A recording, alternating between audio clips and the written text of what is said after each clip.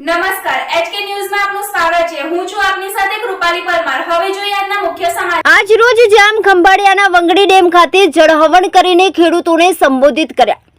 1998માં ડેમનું ખાતમુહૂર્ત થયું હતું, પણ હજુ સુધી ડેમનો કાઢિયો દરવાજા પણ બન્યા નથી, જેને કારણે ડેમનું પાણી સીધું જ દરિયામાં જતું રહે છે। આજ રોજ આમ આદમી પાર્ટીના પ્રદેશ પ્રમુખ ઈસુદાન ગોઠવી, સાગરભાઈ, રાજુભાઈ કરપડા, પ્રવીણ રામ, પરેશ ગોસ્વામી સહિત નેતાઓ સાથે મોટી સંખ્યામાં ખેડૂતો ઉપસ્થિત રહ્યા હતા। આજે રાજુભાઈ કરપડા દ્વારા આજ વિસ્તારના ધારાસભ્ય અને મંત્રી શ્રી મુળુભાઈ બેરાને ટકોર કરીને જાણકારી આપવામાં આવી કે જો ખેડૂતો માટે લાગણી હોય તો વંગડી ડેમના દરવાજાનું કામ પૂર્ણ કરાવો અથવા તો હાથ ઊંચા કરો અને આવો સાથે મળીને આ લડાઈ લડીએ।